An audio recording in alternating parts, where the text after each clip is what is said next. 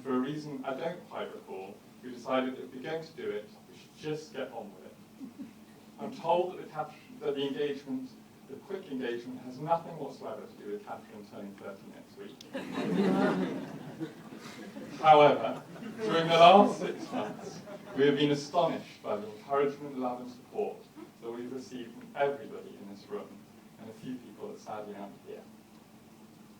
And with this in mind, and in an effort not to sound like an Oscar acceptance speech, I have put some notes of thanks into a little poem. A Wedding Epic by Matthew Harrison. That's called Managing Your Expectations.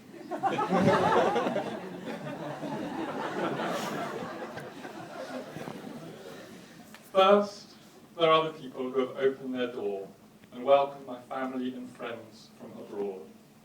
There's Sharon and Stephen and Catherine and Robin. Adam as well, a whole family upon him. Marcus and Bartosz, Jenny and Iris. Thank goodness for the hospitality of the Irish.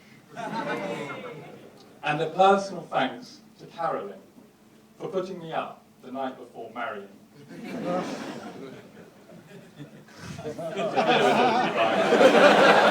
Work with me quite often. It gets worse before it gets better. The next thing to note, and it has knocked us to 6, is how far people have come to see us get hitched. Our friend Tom has come all the way from Dubai. Alex and Sarah from Switzerland. Hi.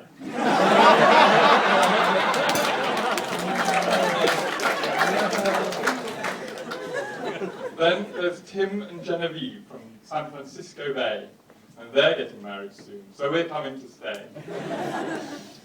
Hugo and Ivan have travelled from Zambia, and Nathan's popped back from a job in India. Uncle Simon and Leslie, all the way from Alaska. I want to visit soon, but now I've a wife. Alaska.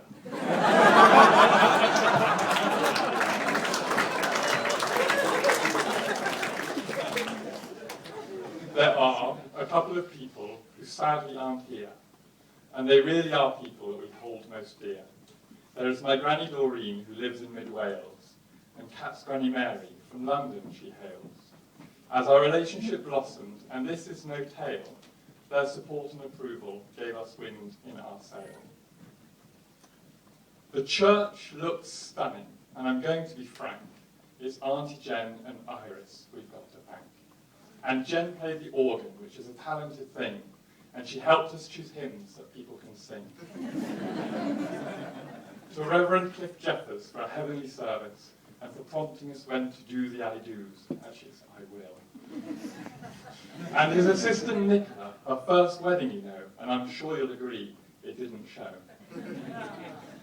To cousins Francesca and Anna, who sang us a song. It was stunning, in Irish, and not too long. Francesca's getting married soon, and when I come along, I'll return the favour. What can possibly go wrong?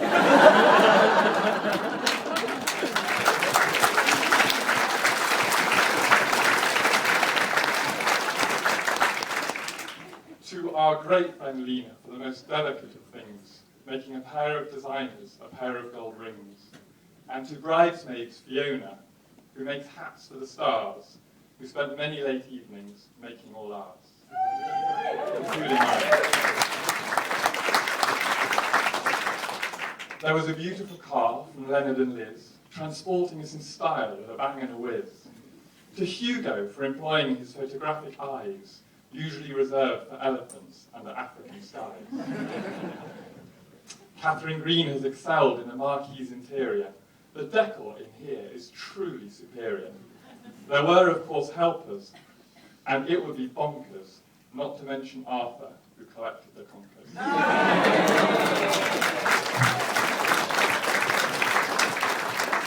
To Barbara for the food, which was delicious and good. I didn't keep space for that great tasting pud. To my father Mike for bringing champagne from a vineyard near Oxford is where it actually came. And to my mum and Kit for the Oxfordshire ale. I hope you've got a good stomach, it's not for the frail. To my parents and step-parents, I owe thanks for an awful lot more. but to go into detail would be a great chore. A special thanks to Ginny for building the bar. Without that, this party wouldn't go far. And to Rob and Andrew for controlling the throng, and to Aunt Nicola for helping out all week long. Getting there.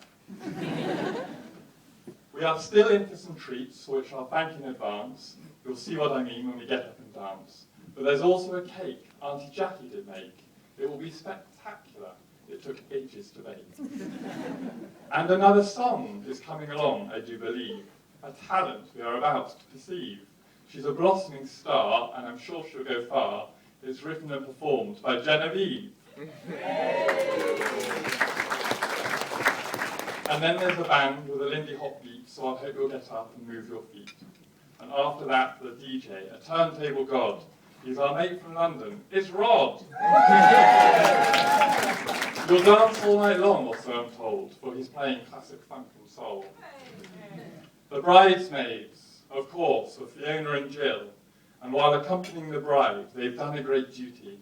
To see them in plum was a tremendous thrill, and they carried it off with elegance and beauty. The speechwriting guide said I shouldn't be zealous. I must be careful, my bride will get jealous. But at this halfway point, I'm beginning to think that you must be starting to need a drink. So let's toast the bridesmaids. Please charge your glasses. It may be helpful to get off your...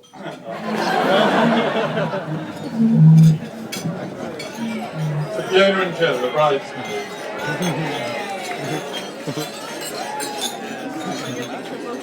Yeah.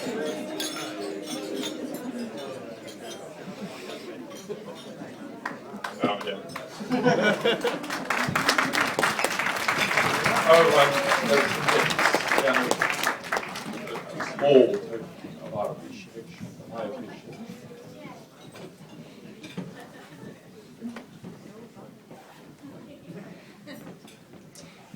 Part 2 of 6.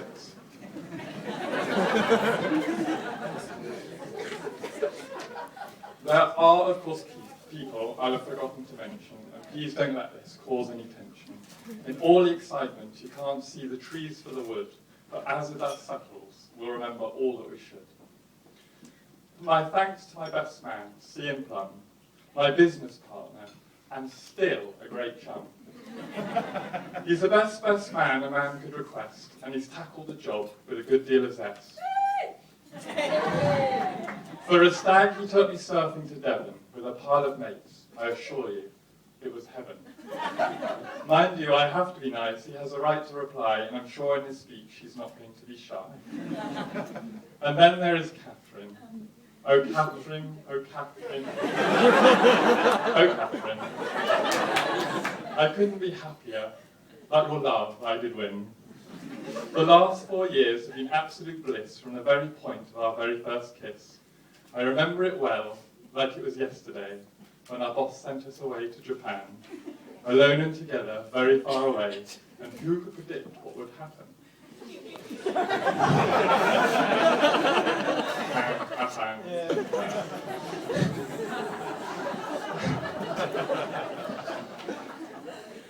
In an Irish bar in Yokohama City, and just like now, you looked incredibly pretty.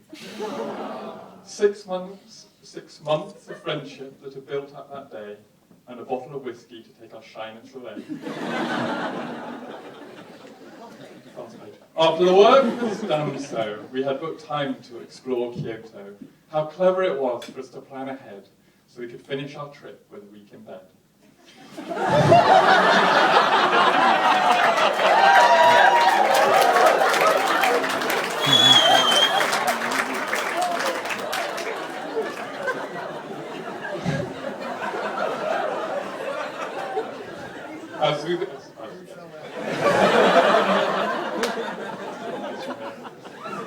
As we whizzed out of Tokyo on the bullet train, a warm fuzzy feeling from my heart to my brain, as Mount Fuji passed us looking down from above, that was the moment I knew it was love. I can't wait for our future together forever. What a life we will build wherever we endeavour. We have plans for a family and plenty of pets, and a garden with chickens and homegrown cortex.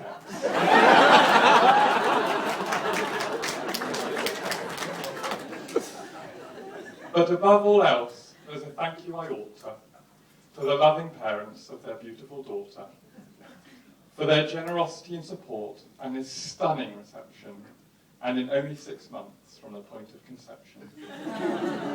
The attention to detail, even the bridal carriage, a tremendous start to a promising marriage.